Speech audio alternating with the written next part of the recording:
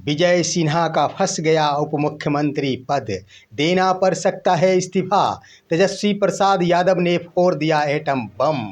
चुनाव आयोग भी खड़ा हुआ कटघरे में, पूरा एसआईआर ही हुआ गलत। नमस्कार दोस्तों, तेजस्वी प्रसाद यादव के द्वारा फोड़ा गया यह एटम बम के साथ आपका दोस्त एसके चौधरी। दोस्तों, नेता प्रतिपक्ष तेजस्वी प्रसाद यादव के बारे में यूँ तो कहा गया था कि नेता प्रतिपक्ष ने एसआईआर के मुद्दे पर भले ही जो बातें उठाई है वह निराधार बातें रहती है। उन्होंने जब अपना ईपिक का सर्च किया था और जो ही उनका ईपिक डिलीट नज़र आया था, उस वक्त चंद घंटे भी नहीं बीते थे और चुनाव आयोग के स्तर से नेता प्रतिपक्ष को नोटिस भेज दिया गया था। लेकिन नेता प्रतिपक्ष उस समय और घड़ी का इंतजार कर रहे थे जब सही वक्त पर एटम बम को फोड़ा जाए।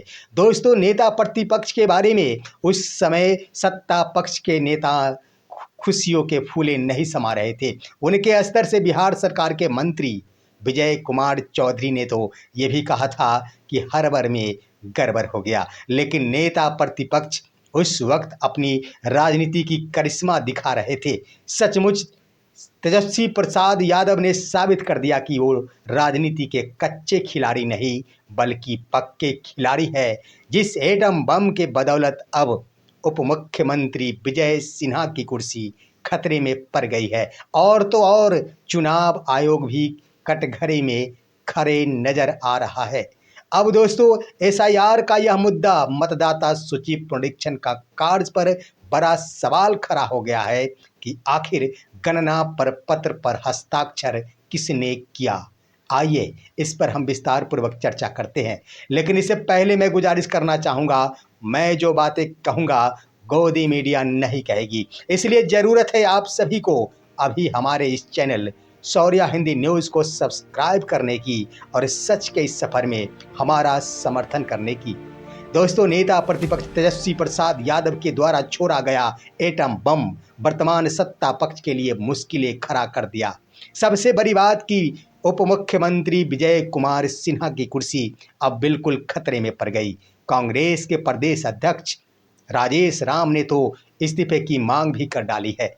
आखिर मांग क्यों न किया जाए। वही तेजस्वी प्रसाद यादव जब अपनी ईपिक की सर्च कर रहे थे ऑनलाइन माध्यम से, उस वक्त जब उनका ईपिक डिलीट नजर आया, उसके तुरंत बाद ही घंटों नहीं बीते और निर्वाचन आयोग के स्तर से नेता प्रतिपक्ष को नोटिस भेज दिया गया कि आखिर आप के पास दो दो ईपिक कहाँ से। हमारे स्तर से एक भी ईपिक जारी किया गया है, दूसरा ईपिक आपके पास रहना बिल्कुल अवैध है। इसलिए मांग की गई थी कि आप अपने ईपिक का मूल प्रति जमा करें। एक नोटिस से काम नहीं चला दोस्तों, दूसरी बार भी तेजस्वी प्रसाद यादव को नोटिस भेजा गया, तीसरी बार भी तेजस्वी प्रसाद यादव को नोटिस भेजा गया। दोस्तों, तेजस्वी प्रसाद यादव जब विलम्ब कर रहे थे, लोगों को लग रहा था कि शायद तेजस्वी प्रसाद यादव बुरी तरह फंस गए हैं। सत्ता पक्ष के नेता तो खुशियों में झूम रहे थे, तालियां बजा रहे थे, लेकिन अब तो जब उप मुख्यमंत्री ही फंस गए, उनके पास अभी भी दो दो ईपिक है एसआईआर के मुद्दे पर। एसआईआर यानी मतदाता सूची पुनरीक्षण का जिस वक्त कार्य चल रहा था, आखिर गणना पर पत्र पर विजय सिन्हा का हस्ताक्षर हुआ, तभी तो दो दो जगह ड्राफ्ट सूची में भी विजय सिन्हा का नाम आया। सोचने वाली बात है कि हस्ताक्षर तो आखिर विजय सिन्हा के द्वारा ही किया गया होगा। दोस्तों, यहाँ पर एक बात जरूर है, विजय सिन्हा तो बिल्कुल ही फंस गए हैं। अगर विजय सिन्हा कहते हैं, सबसे पहले आइए देखिए आपके स्क्रीन पर विजय सिन्हा का वह ईपिक जो लखीसराय का है, वहाँ भी उनका नाम वोटर लिस्ट में दर्ज है। और दूसरा आइए, ये पटना का ईपिक है, यहाँ भी विजय सिन्हा का नाम वोटर लिस्ट में दर्ज है। अब सवाल यहाँ पर दोनों के उम्र में भी अंतर है, एक में 57 वर्ष है तो दूसरे में 60 वर्ष है। आखिर तेजस्वी प्रसाद यादव के द्वारा छोड़ा गया एटम बम ऐसा रंग लाया कि विजय सिन्हा की कुर्सी बिल्कुल ही फंस गई। दोस्तों, यहाँ पर दोनों ही स्थिति में विजय सिन्हा फंसते नजर आएंगे। बातें आती है गणना प्रपत्र की। एसआईआर का यह कार्य तमाम बीएलओ के स्तर से किया जा रहा था। प्रावधानी था कि तमाम बीएलओ हर मतदाता के पास जाएंगे, उन्हें गणना प्रपत्र उपलब्ध कराएंगे और उनसे हस्ताक्षर कराएंगे, उनसे संबंधित दस्तावेज प्राप्त करेंगे, उसके बाद उसे अपलोड करेंगे। और सुप्रीम कोर्ट में भी चुनाव आयोग ने यही दाखिला पेश की कि हमारे बीएलओ के स्तर से घर घर और दरवाजे पर जा जाकर संबंधित मतदाता को गणना प्रपत्र मुहैया कराया गया और उनसे हस्ताक्षर लिया गया। बिल्कुल सही तरीके से ही यह एसआईआर का कार्य संपन्न हुआ है।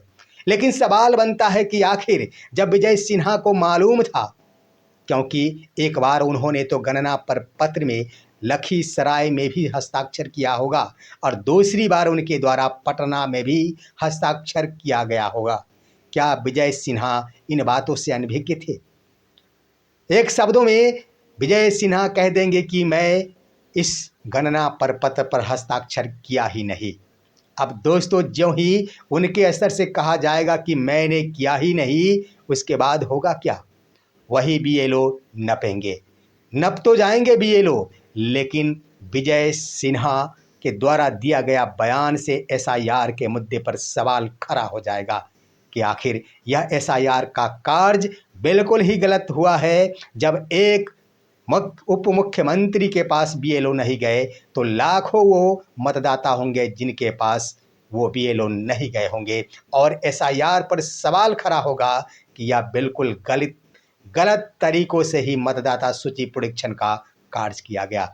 वहीं दोस्तों, अगर विजय सिन्हा यह कहते हैं कि मैंने ही हस्ताक्षर किया था, तो निश्चित रूप से उन्हें अपने पद से इस्तीफा देना होगा, क्योंकि वो जान रहे थे कि हमारे पास दो आई कार्ड है, तो आखिर उन्होंने 2 गणना प्रपत्र पर हस्ताक्षर क्यों किया?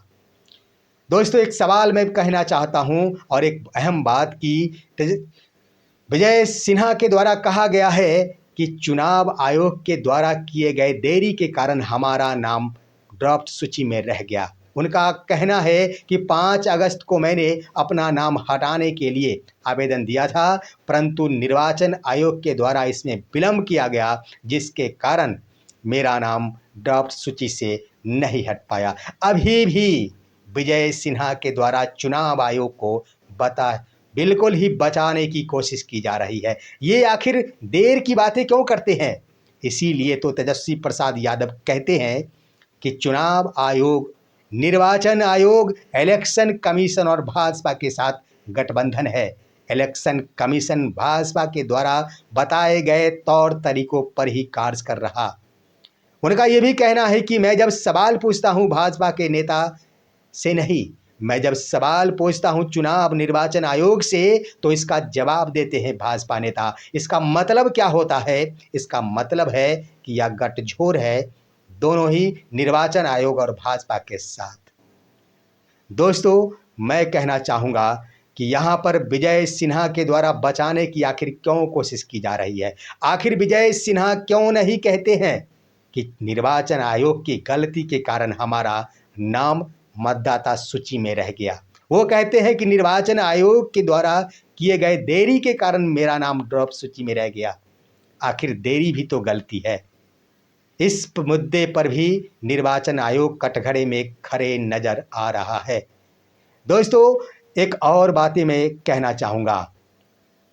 निर्वाचन आयोग तेजस्वी प्रसाद यादव के ऊपर 1 नहीं, 2 नहीं, 3 नोटिस भेजा।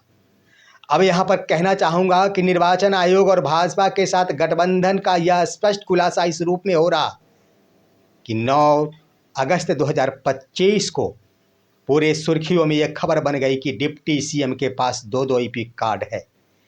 जब तेजस्वी प्रसाद यादव के द्वारा प्रेस कॉन्फ्रेंस के माध्यम से उनके ईपिक का सर्च किया जा रहा था, उसके चंद घंटे बाद ही उन पर नोटिस भेज दिया गया था। लेकिन 48 घंटे बीत जाने के बाद ही आज की तिथि में और अभी के वक्त तक नोटिस क्यों नहीं भेजा गया विजय सिन्हा के ऊपर? ये आखिर निर्वाचन आयोग और भाजपा का गठबंधन नहीं कहा जाएगा तो क्या कहा जाएगा? खुलेआम तौर पर स्पष्ट हो चुका है कि निर्वाचन आयोग के द्वारा उठाया गया कदम भाजपा का यह तौर तरीका है।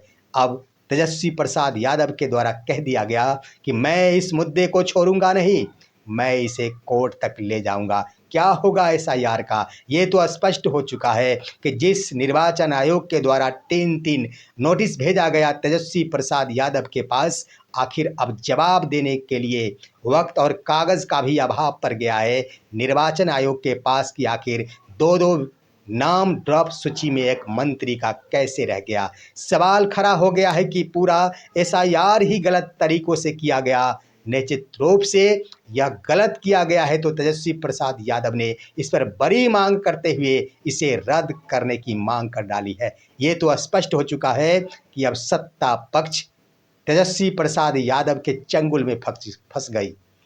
जिसे तेजस्वी प्रसाद यादव को एक कच्चा खिलाड़ी कुछ वक्त 2-3 दिन पहले तक समझा जाता था, उसी तेजस्वी प्रसाद यादव ने अपने आप को एक राजनीति के पक्के खिलाड़ी के रूप में प्रस्तुत करके दिखा दिया।